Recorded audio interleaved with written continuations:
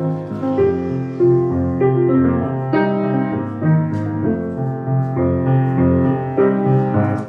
what a surprise! Hi, AD. Welcome to New York, the best city in the world.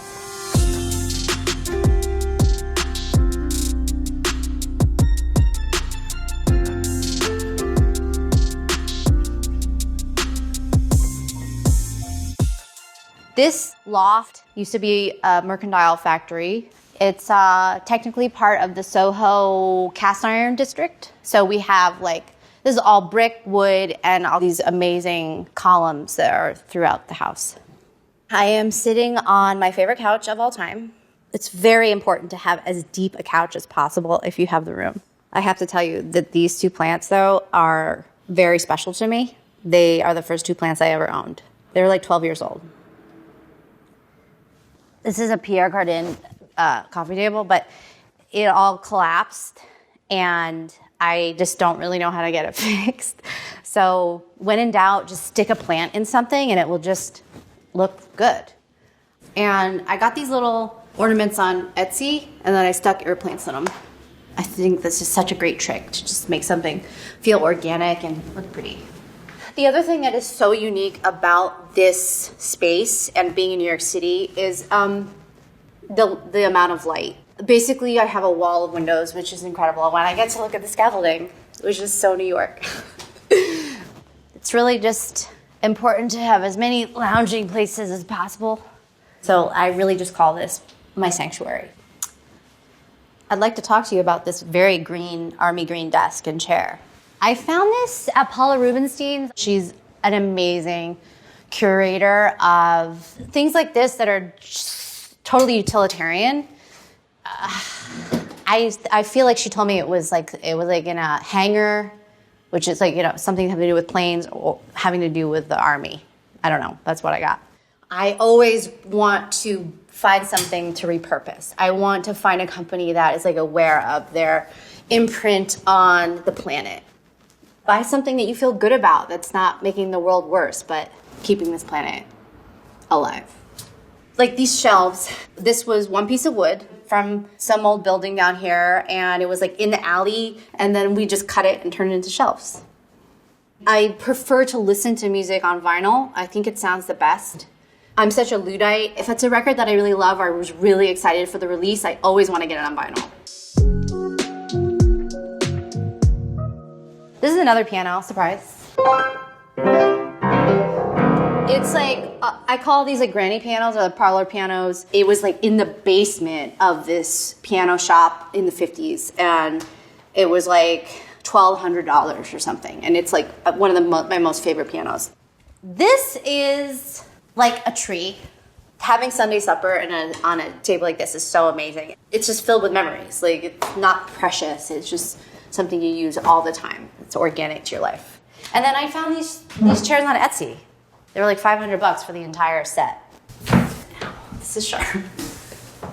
I don't know if you can tell, but these are uneven windows. They were cut into the wall. Everyone in the building next door, they do their laundry on the roof and they hang their clothes. And I don't know, it's again one of those things about New York City that I just love. And I wave and notice they don't have curtains up there. It's just, we're all in everyone's business around here.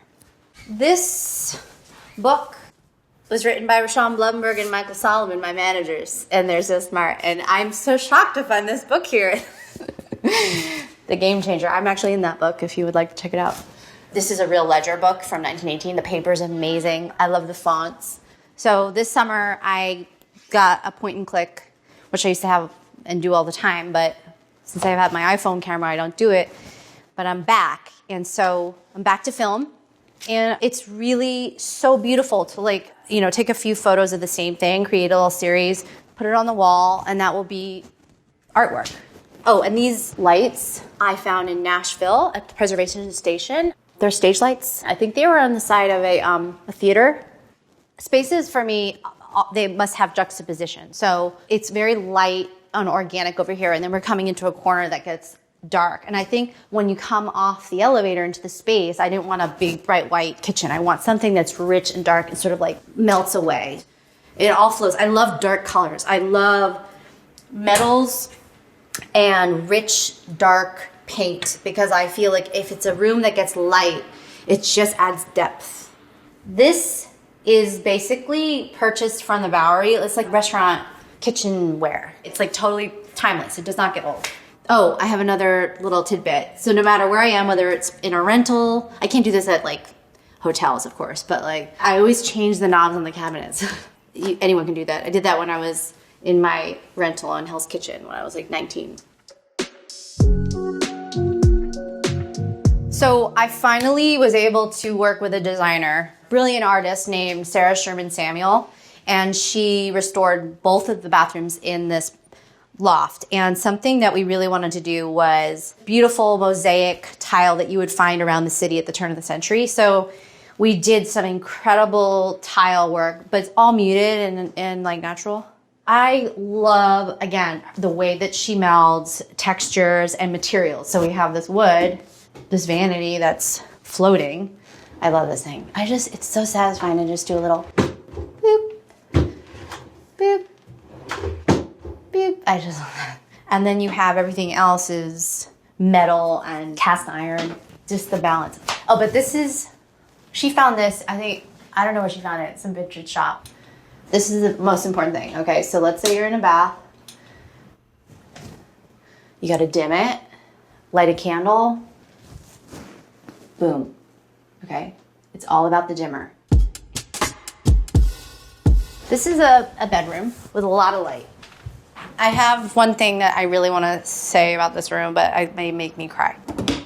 This looks so random and whatever, but my dog, Victor, who is like my captain of life, long-haired Doxy that he just passed, and we keep it open. I had a big pillow in here, and this is where he slept every night. It actually still smells. I miss him.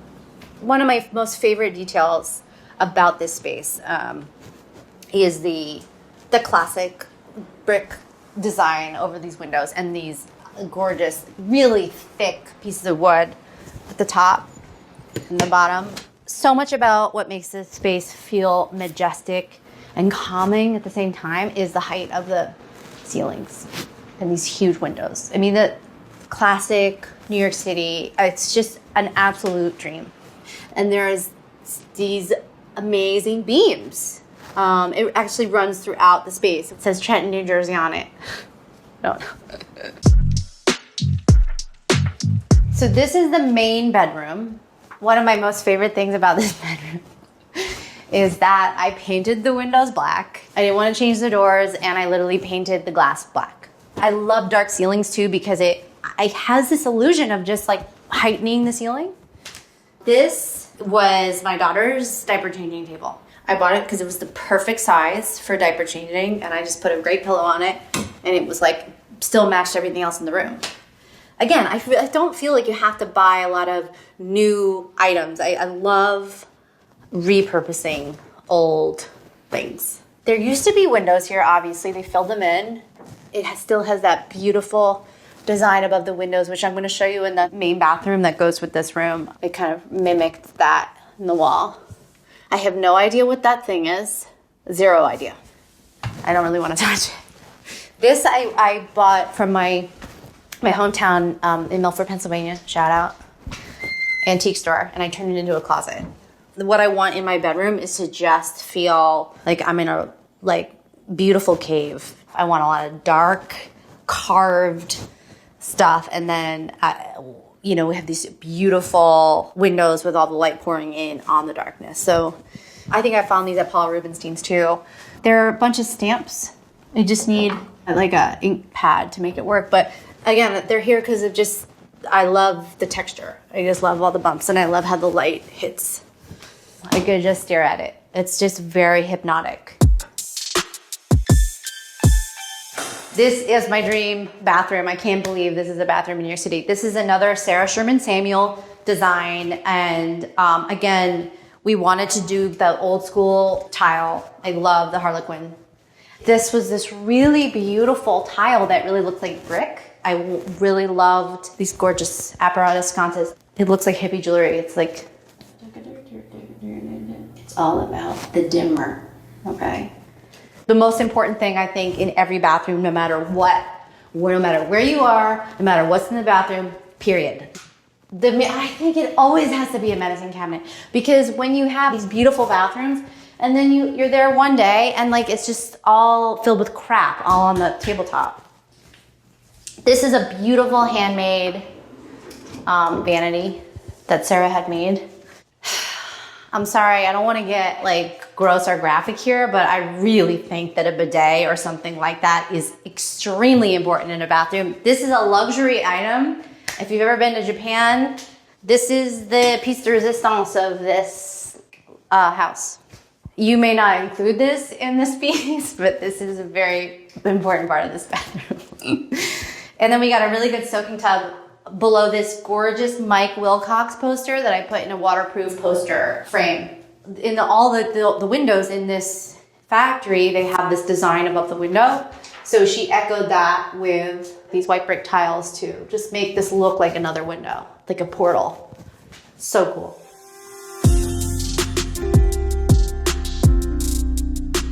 AD, it was a pleasure having you, but you gotta go.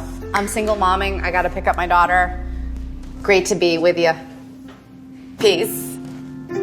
Bye.